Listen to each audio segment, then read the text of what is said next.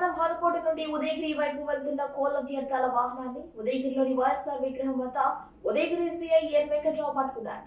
సుమారు 80 డ్రమ్ముల కోళ్ల వ్యర్థాలను చేపల చెరువులకు మేతగా వేయడానికి తరలిస్తున్నట్లు తెలిసింది.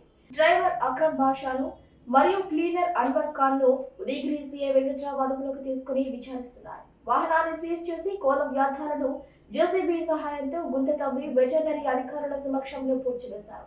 కోడి వ్యర్థాలను చేపల మేతగా వినియోగిస్తే కఠిన చర్యలు తీసుకుంటామని హెచ్చరించారు.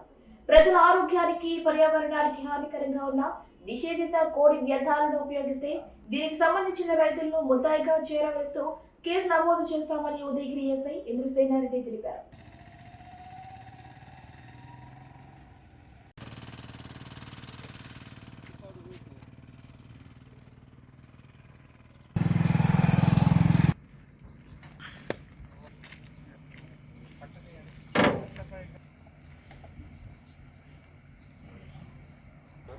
శుద్ధంగా మీ ఫోటోలు పెట్టించుకుంటే సరిపోతుంది.